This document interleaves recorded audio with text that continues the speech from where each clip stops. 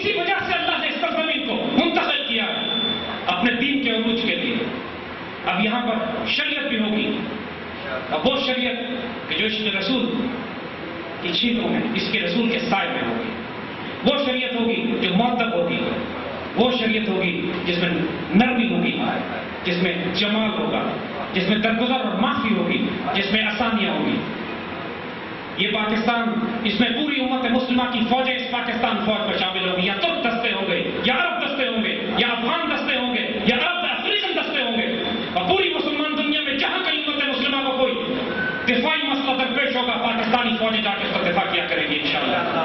اس پاکستان میں خلافت راشدہ کا نظام ہوگا. سود اور ربا کا نظام ختم کر کے یہاں بیت المال کی بنیاد پر سونے اور چاندی کے سکے جاری کیے جائیں گے انشاءاللہ. یہاں ڈیموکریسی اور ڈکٹیٹرشپ کی جگہ خلافت راشدہ کا وہ نظام ہوگا جو سیدنا ابوبکر، سیدنا عمر، سیدنا عثمان، سیدنا علی رضوان اللہ اجمعین نے جاری کیا تھا. یہاں پر اس قدر عافیت ہوگی، دولت کی تقسیم ایسے ہوگی کہ لوگ زکات لے کر پھریں گے انشاءاللہ. لوگ زکات لینے والے کو تلاش نہیں کر سکیں گے.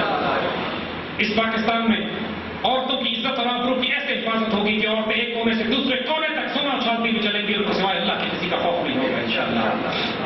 اس ملک میں انشاءاللہ العزیز محبت، پیار، امن، عافیت اس قدر ہوگی کہ شناخت ان کی صرف پاکستان ہوگی، ان کی پہچان اسلام ہوگی. کسی فرقے سے، کسی لسانی عصبی فرقہ بنا تعصب راسبیت میں کوئی مسلمان اپنے آپ کو آلودہ نہیں کرے گا. یہ وہ پاکستان ہوگا جو امت مسلمہ کی آبرو کا دفاع بھی کرے گا، ہندوستان کو فتح بھی کرے گا. اور انشاءاللہ اپنی زندگیوں میں آپ دیکھیں گے ریڈیو پاکستان دہلی کی آواز بھی سنیں گے انشاءاللہ.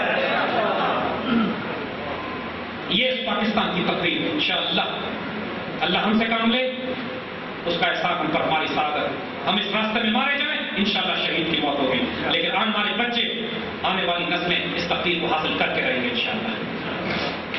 اللہ تعالیٰ آپ لوگوں کو ایک موقع دے رہا ہے، اس موقع کو ضائع نہیں کرنا. ہم علامہ اقبال کی زبان میں بات کرتے ہیں، ہمیں نہیں معلوم کسی کے پاس کتنا وقت ہے. دیگر دانائے باز آیت کے نائے، ای فقیر باز آیت کے نائے. یہ باتیں جو آپ سے کہی جا رہی ہیں ان کو بہت غور سے سنیں. یہ رسمی اور صرف تقریر کرنے کے لیے نہیں ہے. وہ سحر جس سے لرزتا ہے شبستان میں وجود، ہوتی ہے بندہ مومن کی اذان سے پیدا. آپ کو یہ اذان سنائی جا رہی ہے، لیکن ہمارا کام صرف اذان دینا نہیں ہے، پھر اپنا جان مال عزت آبرو قربان کر کے اس اذان کو اپنی آخری تکمیل تک پہنچانا بھی ہے. جب ہم اس راستے میں مارے جائیں گے تو شہید کی موت ہوگی، کامیابی حاصل کریں گے تو سعادت کی زندگی ہوگی. اب ہم عزت کی موت جئیں گے، عزت کی زندگی جئیں گے، اور شہادت کی موت مریں گے انشاءاللہ. لیکن اس مقصد سے پیچھے نہیں ہٹیں گے. اپنی صفوں کو مستحکم کریں، مضبوط کریں، منظم کریں. کفر مشرق و مغرب کا کفر اس اذان کو دبانے کی کوشش کر رہا ہے. اس پاکستان میں محبت، عافیت، امن، درگزر بھائی چارہ اور اللہ کے رسول صلی اللہ علیہ وسلم سے محبت اور تعلق کو عام کرنا ہے. یقین محکم، عمل پیغام، محبت فاتح عالم. اس جہاد کے لیے، اس جہاد زندگانی میں یہ مردوں کی شمشیریں، انہی شمشیروں سے آپ نے کام لینا. اس یقین کے ساتھ کہ اللہ کے رسول صلی اللہ علیہ وسلم کی بشارتیں برحق ہیں، اس یقین کے ساتھ کہ یہ پاکستان برحق ہے، اس یقین کے ساتھ کہ یہ پاکستان فرقان ہے، اس یقین کے ساتھ کہ امت مسلمہ کی قیادت اب آپ کو دی جائے گی. یقین محکم، پھر عمل فہم. کسی کو اپنی صفوں میں اختلاف نہ پیدا کرنے دیں. جو پاکستان کے بارے میں شک ڈالے، جو یہ کہے کہ پاکستان غلط بنا، جو یہ کہے کہ اس پاکستان کو تقسیم ہو جانا چاہیے، جو یہ کہے کہ اس پاکستان پر ڈیموکریسی، جمہوریت اور ڈکٹیٹرشپ کا نظام ہونا چاہیے، جو یہ کہے کہ اس پاکستان کو ہم سیکولر بنانا چاہتے ہیں، اس کی شکل پہچان لے، اس کا وجود پہچان لے، اللہ رسول کا دشمن ہے.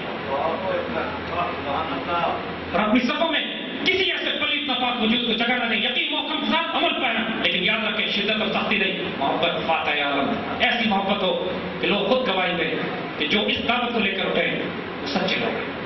میرے آقا صلی اللہ علیہ وسلم نے کار نبوت شروع اس وقت کیا جب کفار کی زبان سے اللہ نے گواہی دلوائی کہ صادق اور امین. یہ اپنے کردار کو صداقت اور ایمانت کا کردار بنائے. آج اس ملک میں دو بڑے بڑے المی ہیں جس نے اس ملک کی جڑوں کو کھوکھلا کر دیا ہے. ایک خیانت، ایک فساد فی الارض، اور دونوں کا علاج سوائے شریعت کے نہیں ہو سکتا.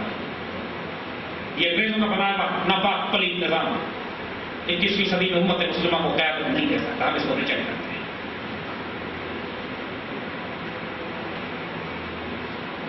اپنی تربیت کریں، آپ کے وجود میں اس سے پہلے یاد رکھیے گا کہ اللہ تعالیٰ بھی اپنا کام صادق اور امین لوگوں سے لیتا ہے. وہ ناپاک پلید اور کمینوں سے اپنا کام نہیں لیتا. اپنا وجود اپنے اولیاء سے، اپنے علماء سے، اپنے فقراء سے، اپنے مرشدین سے رابطہ نسبت تعلق قائم مضبوط کریں، تزکیہ اپنا کروائیں، تربیت حاصل کریں، اپنے وجود میں وہ کردار پیدا کریں کہ دنیا گواہی دے کہ یہ غازی یہ تیرے پرسرار بندے جنہیں تم نے بخشا ہے سوق خدائی. تو ان کی ٹھوکر سے صحرا اور دریا سمٹ کر پہاڑ ان کی ہیبت سے لائی. آگے ہمیں بڑے بڑے پہاڑ ہلانے ہیں، بڑے بڑے آگ اور خون کے دریاؤں میں سے گزرنا ہے. کمزور دلوں کا کام نہیں. یہ وقت آگے قربانیاں مانگے گا. یاد رکھیے گا ایک بات، ہم آپ کو یہاں پر چھوٹی سی بات کر کے اپنے بات ختم کرتے ہیں.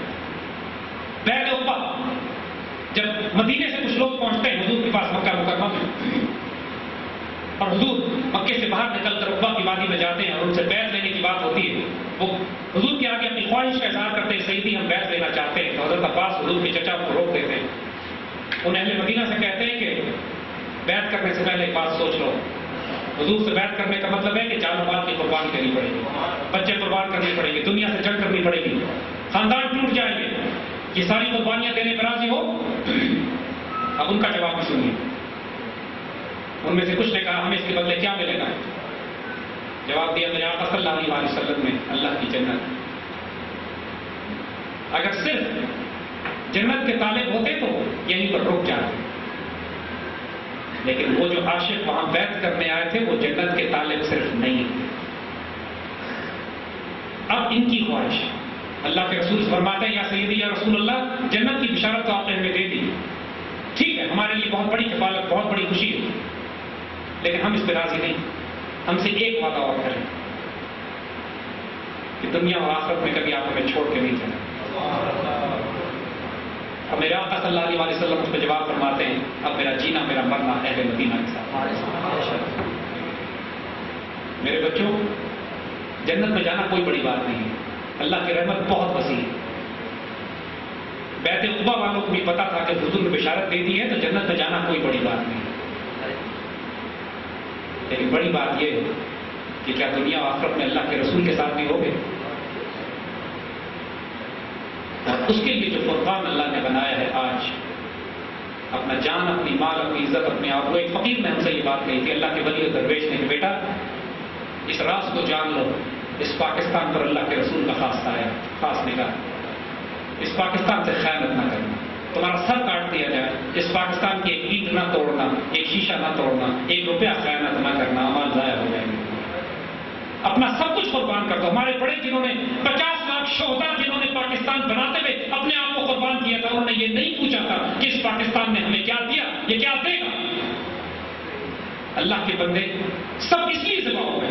2.5 لاکھ بہنیں اور بیٹیاں ہماری آج بھی ہندوستان میں رہتی ہیں جو راستے سے اٹھا لی گئی یا نہیں پہنچ پائیں. انہوں نے یہ نہیں پوچھا اپنی عزتیں لٹاتے ہوئے اس پاکستان نے ہمیں کیا دیا.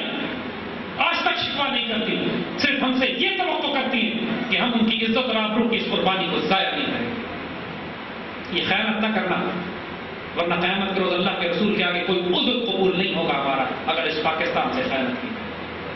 یہ ایک تحفہ ہمیں دیا گیا ہے، یہ صالح علیہ السلام کی اٹھنی ہے، یہ وقت ہے، فرقان ہے. آنے والے دور میں امت مسلمہ کا مرکز و معراج ہے انشاءاللہ، جہاں سے ایک ہوں گے مسلم حرم کی پاسبانی کے لیے. وہ خطہ زمین یہ ہے انشاءاللہ، میرے عرب کو آئی ٹھنڈی ہوا جہاں سے میرا وطن وہی ہے، میرا وطن وہی ہے. پاکستان زندہ باد.